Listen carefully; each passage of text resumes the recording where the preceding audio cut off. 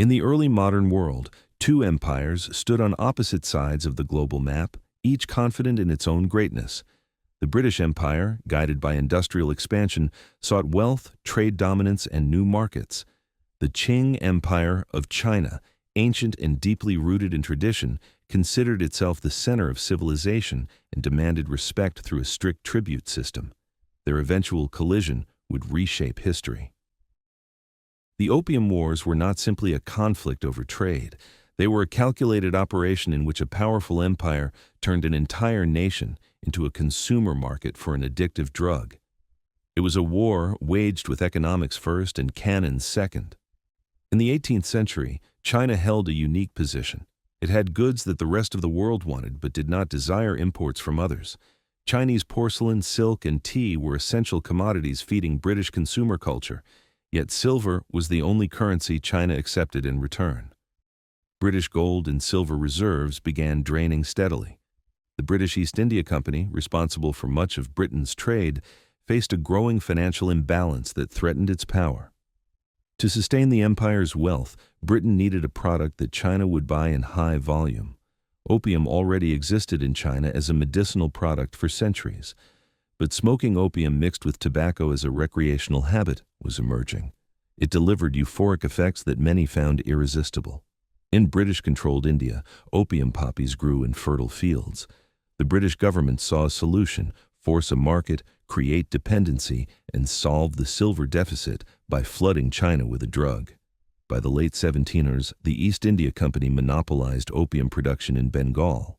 British officials controlled cultivation, refining, and distribution. They transported opium to auction houses in Calcutta, where private British merchants purchased large volumes. These merchants were not acting independently. They were the gray hands of empire, moving opium to southern China on fast ships that Chinese authorities struggled to intercept. Chinese law prohibited opium imports. The Qing court knew the drug was harmful, corrupting society and weakening governance. Smuggling networks grew anyway. Coastal traders and corrupt officials accepted bribes to allow British opium to flow into major cities. Demand soared. Addicted individuals spent their savings. Farmers abandoned work. Young men and officials alike lied, stole, and lost control over their lives. The Qing government pressed for reform, but the crisis worsened. In Guangdong, the primary hub of foreign trade, thousands became addicted. British merchants exchanged opium for silver, then used that silver to purchase tea from China. The silver once flowing into China now flowed out rapidly. Economic stability cracked. Villages fell into poverty. Crime rose sharply. Entire communities suffered under the growing wave of addiction. At the imperial court in Beijing, alarm spread. The Daoguang emperor saw opium as a threat to national security. He began searching for a strong official who could eliminate opium trade entirely. In 1839, the emperor appointed Lin Zexu, a respected scholar official known for strict discipline and moral conviction. His task was to halt the destruction of Chinese society. Lin Zexu arrived in Guangzhou with authority and determination. He arrested dealers, confiscated supplies, and pressured foreign merchants to surrender all opium. In a direct challenge to British power, he seized more than 20,000 chests of opium, equal to over 1,000 tons. He destroyed the stock publicly at Human Beach, dissolving the drug into the sea with lime and salt water. It was one of the largest drug destructions in history. Britain viewed the action not as a moral stance but as an attack on property and trade rights. The British government demanded compensation from China and diplomatic privileges. The Qing court refused. Britain responded with naval force. The First Opium War began in 1839. British warships, powered by steam and advanced weaponry, easily outmatched China's aging fleet. The conflict was unequal from the start. Britain bombarded coastal cities and blockaded ports. Chinese soldiers, armed with outdated weapons and suffering from poor training, faced devastating losses. Meanwhile, British political leaders framed the war as a mission to protect free trade and defend British citizens' rights abroad.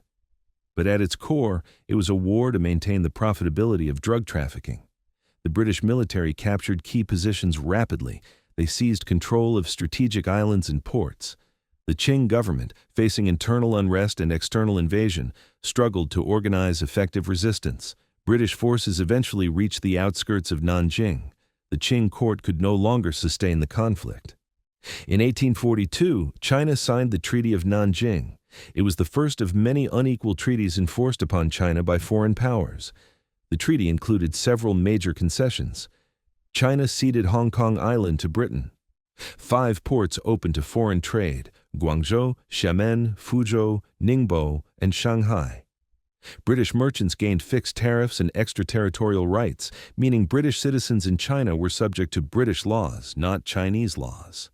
As a large indemnity payment to Britain. None of these terms mentioned stopping opium. The drug trade continued and expanded. British merchants, now protected by legal privileges, increased shipments dramatically. American traders joined the market. Opium addiction spread deeper into Chinese society. Corruption worsened. Officials sold special passes to smugglers. Soldiers and civil servants themselves fell into addiction. Crime and poverty became widespread. Silver flowed out of China faster than ever before.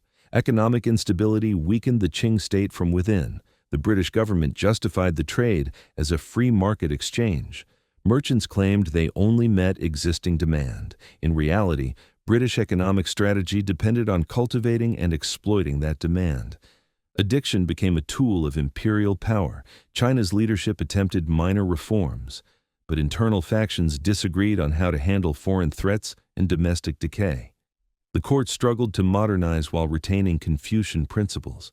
Each year, the situation became more fragile. Opium-smoking dens appeared in every city. Reports described men lying for hours in haze, ignoring family responsibilities and work. Households sold belongings to purchase more opium. Women and children starved. Social structures collapsed.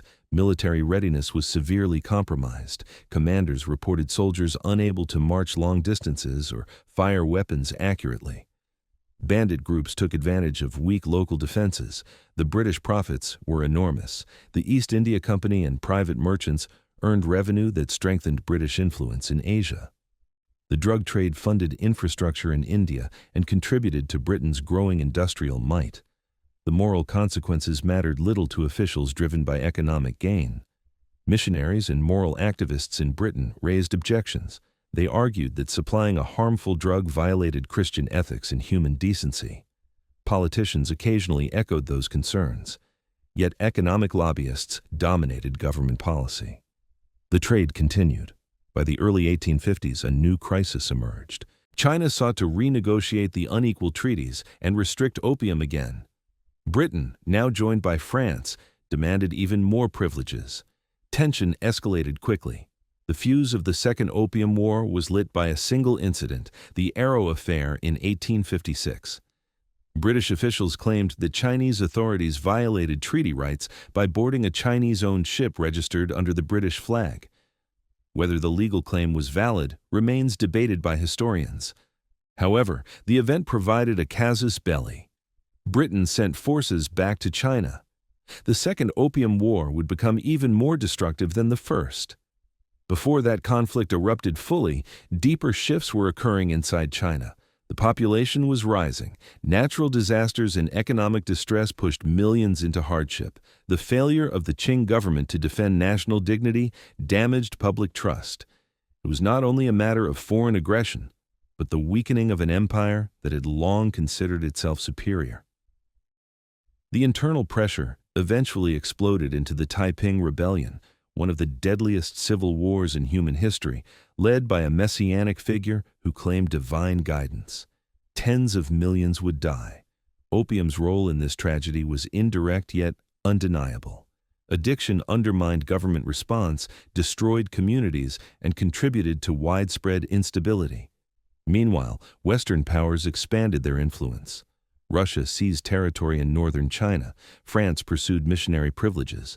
The United States negotiated its own commercial rights.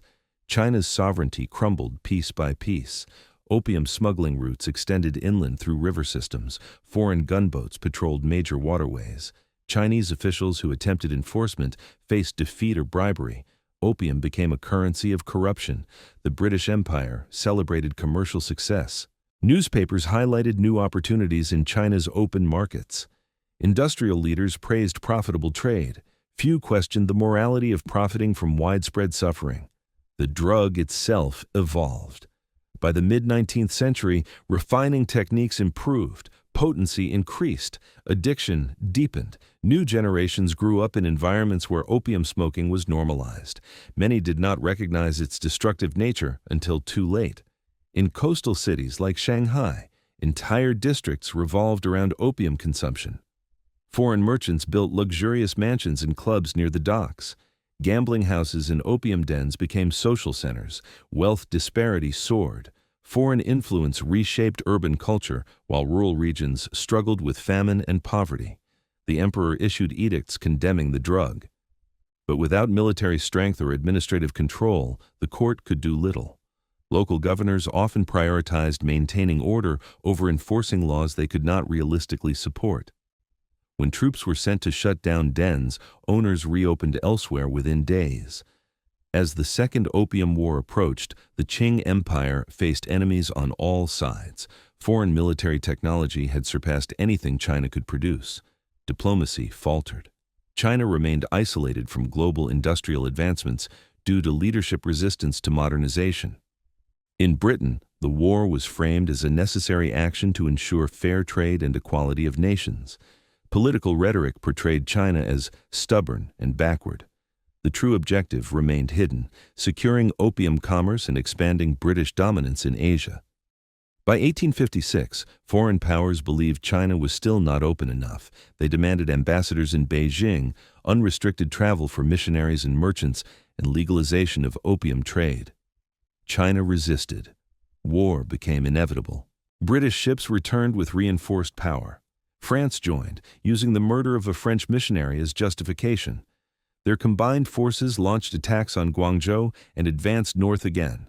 The Qing armies, undermanned and undertrained, struggled to defend territory. This was not merely a military conflict. It was the continuation of an economic strategy that had begun decades earlier: weaken the opponent through addiction, then enforce control with military strength. The Qing Empire, facing both external assault and internal rebellion, found itself trapped. Leadership feared further humiliation, yet the demands from foreign nations only grew more intense. British merchants insisted on complete commercial freedom. French diplomats demanded religious access. American consuls sought similar advantages. The First Opium War had already damaged China's national pride. The second would strike deeper. Society suffered at every level. From scholars who could no longer focus on studies to farmers abandoning harvests, dependency spread. Opium smoking consumed disposable income. Families fell into debt. Pawnshops filled with household items traded for a few more pellets of the drug. Broader economic productivity declined. Chinese physicians reported increasing hospital admissions related to opium withdrawal or poisoning. Soldiers were found sleeping during patrols. Administrators could not execute their duties effectively. Every pillar holding the empire upright weakened. Foreign newspapers documented the crisis with a mix of fascination and condescension. Opium became a symbol of China's supposed helplessness. Yet it was not helplessness that led to addiction, but targeted exploitation. The British Empire demonstrated a new model of imperialism, one based not only on conquering land, but also on controlling consumption. By shaping the desires of a population, an empire could secure profit indefinitely. But consequences would return. The seeds of future resentment were planted deeply during these wars. The Chinese people did not forget the humiliation or suffering. Later generations would view this era as the beginning of a century of humiliation. For now, the story moves toward escalation. The foreign coalition marched toward Beijing. The Qing court faced a choice: fight against overwhelming odds or surrender further sovereignty. Both options risked disaster. As the Second Opium War ignited, the destructive legacy of the drug became inseparable from China's political decline. The empire's struggles were not merely the result of outdated ideology or internal corruption. They were also the direct outcome of a calculated foreign policy designed to weaken the nation through addiction. Part 1 ends here, but the consequences of Britain's strategy had only begun to unfold. The most catastrophic effects were still ahead. Foreign troops would soon march deeper into China's heart. The Qing regime would face humiliation on a scale unprecedented in its long history. And opium would continue to spread like a silent army, claiming millions of lives long after the guns fell silent. The world would change permanently. When the Second Opium War erupted in 1856, the Qing Empire was already weakened by internal divisions and the ongoing spread of opium. The foreign powers that had once forced open China's ports were now determined to extract deeper privileges. Britain and France formed an alliance, each pursuing its own goals but united in their belief that China must be reshaped to suit Western commercial interests. The British government argued that China had violated earlier treaties and obstructed legitimate trade. The French used the killing of a missionary in Guangxi province as justification for intervention. Both nations saw the moment as an opportunity to secure full diplomatic access to the imperial court, the legalization of opium, and expansion of missionary activity. These objectives went far beyond free trade. They represented a push to infiltrate China's political, economic, and cultural structures. Guangzhou, once a thriving center of commerce, became a battleground again. Foreign forces bombarded defensive fortifications and occupied strategic positions. Chinese troops, still disadvantaged by inferior weaponry and outdated tactics, could not withstand the assault. Foreign troops soon controlled the city, setting a symbolic precedent. Western powers could now seize territory inside China, rather than merely force open ports. The war then shifted north toward the mouth of the Peiho River, the gateway to Tianjin and ultimately Beijing. British and French forces exploited their naval advantage, advancing swiftly along China's coastlines and waterways.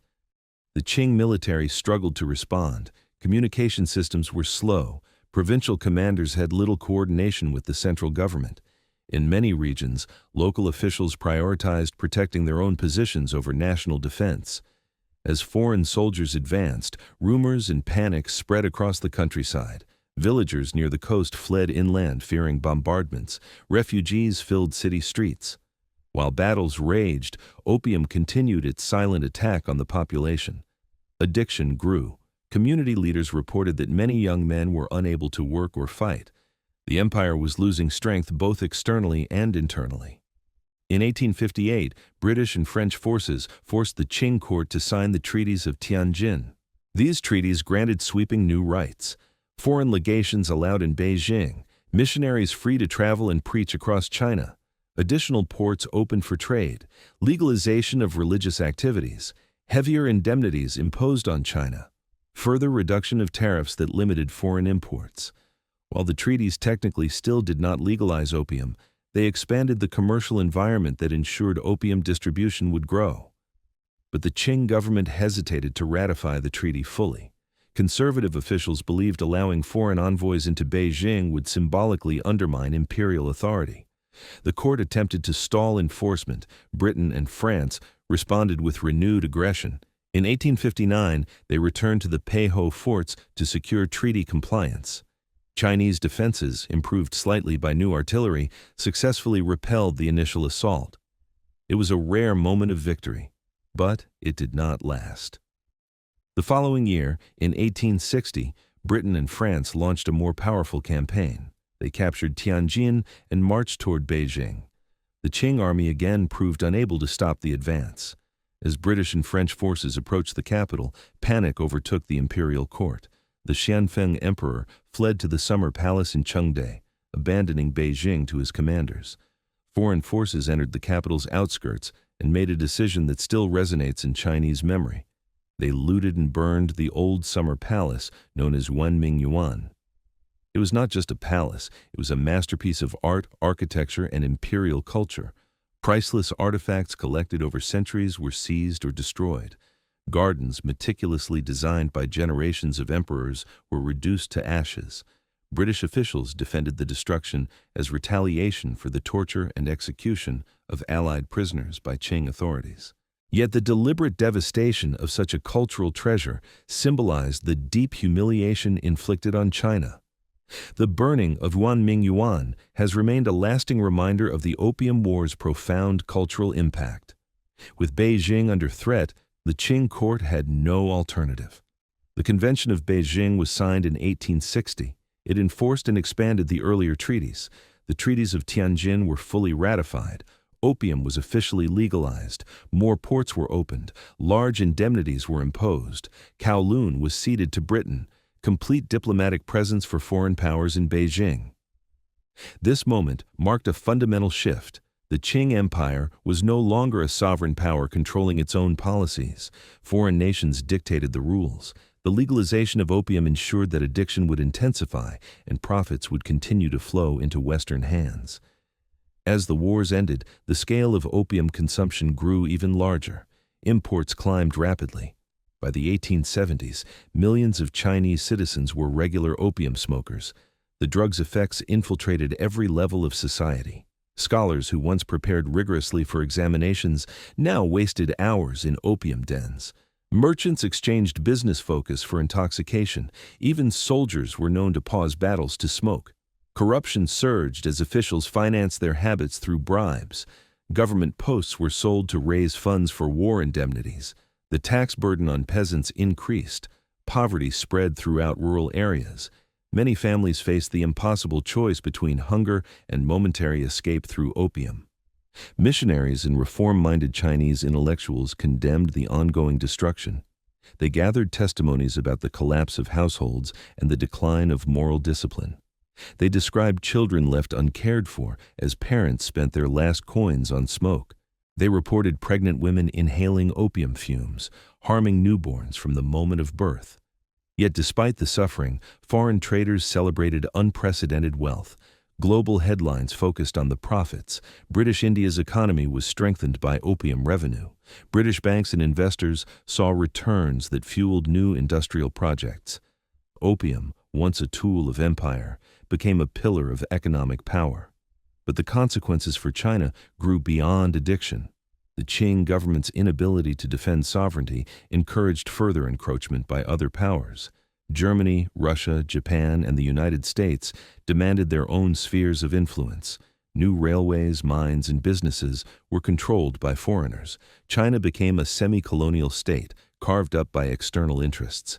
The phrase "century of humiliation" emerged from this era. It reflected not simply military defeat, but the erosion of dignity and identity. China's self-image as the Middle Kingdom, the cultural center of the world, shattered under combined blows of drug dependency and foreign control.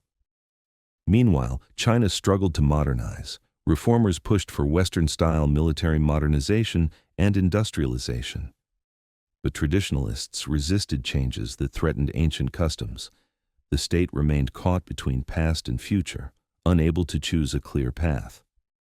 One of the most significant reform efforts was the self-strengthening movement. Its proponents believed China should adopt Western technology while preserving Confucian values.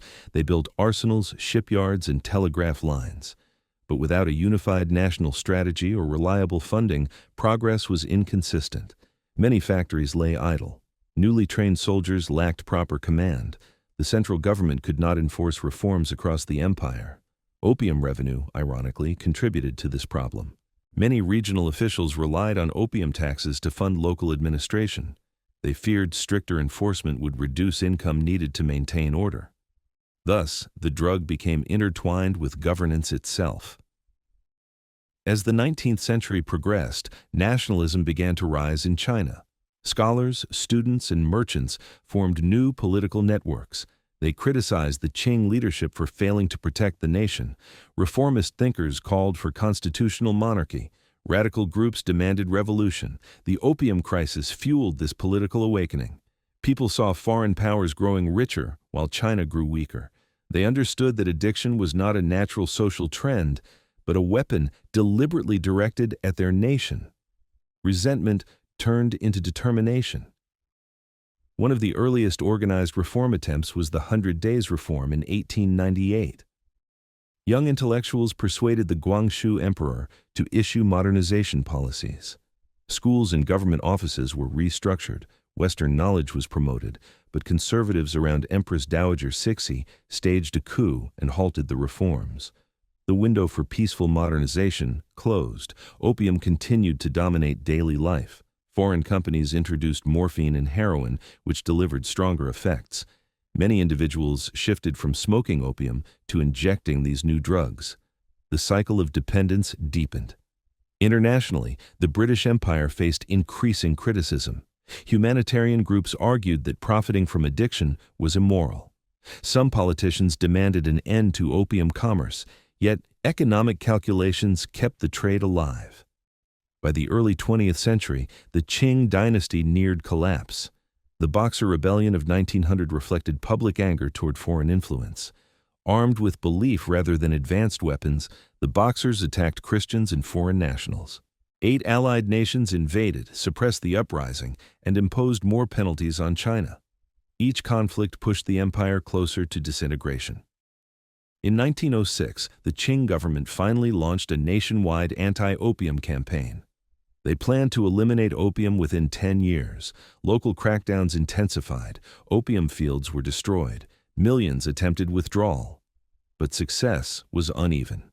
Some officials enforced the ban. Others secretly protected opium networks to preserve revenue.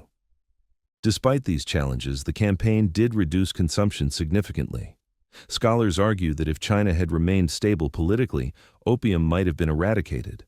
But instability continued to rise. In 1911, the Xinhai Revolution overthrew the Qing dynasty. The new Republic of China struggled to unify the country. Warlords controlled provinces independently and financed their armies with opium production and trade. The drug regained prominence. Foreign powers also continued their own shipments. The chaos benefited smugglers who faced little centralized resistance. As a result, opium remained a central part of China's fractured economy and politics. During the early 20th century, China's struggle against opium became part of a broader global movement. International conferences on drug control began. China demanded accountability from Britain and others who had pushed opium into the country. Gradually, world opinion shifted. By the 1920s and 1930s, many nations supported stronger restrictions. Yet, as progress was made, new hardships emerged. Japan's invasion of Manchuria in 1931 and later expansion into other Chinese territories disrupted anti-opium campaigns. Some occupying forces even encouraged opium use to weaken resistance. Once again, opium served as a tool of domination. The suffering caused by opium over a century left deep scars on China's population. Entire regions had experienced social decay. Generations lost productivity, education, and cultural stability. The economy had been drained by foreign theft of silver and unequal treaties. Military defense had been crippled. The Qing Empire, once proud and prosperous, fell largely because it was unable to resist the foreign-engineered addiction that hollowed out its foundation. The Opium Wars were not simply battles over trade policy. They were conflicts driven by greed and exploitation. Britain transformed a medicinal substance into a weapon of imperial control. Millions of lives were destroyed to secure profits. The wars exposed vulnerabilities that foreign powers exploited for decades. The legacy of the Opium Wars continues to shape China's worldview. It remains a central chapter in national education. It informs political rhetoric about sovereignty and resistance to foreign domination. It influences modern diplomatic attitudes. The memory of humiliation persists as a reminder of what happens when a nation cannot defend itself economically or militarily. Today, historians analyze the Opium Wars from many angles. Some focus on British economic strategy and global capitalism. Others examine Qing governance failures. Many highlight the moral questions surrounding drug trade and human exploitation. While interpretations differ, the core reality remains unchanged. Opium was deliberately used to force open a great civilization. The world that emerged from the Opium Wars was transformed. China eventually rose again, determined to never relive such vulnerability. But the cost was immense, measured in lives lost and culture damaged. These events demonstrate how the pursuit of profit, when unchecked by ethics, can lead to catastrophic consequences. The Opium Wars serve as a historical warning, one that continues to echo across generations. This concludes the story of how Britain turned China into a market for narcotics, how violence enforced addiction, and how an ancient empire fractured under the weight of imposed dependency. The darkness of this chapter lies not in battlefield deaths alone, but in decades of silent suffering inside homes, villages, and cities throughout China. History has recorded the outcome. Opportunism gained wealth, a nation endured pain, and the world learned how a drug could be used not only to cloud the mind, but to conquer the land.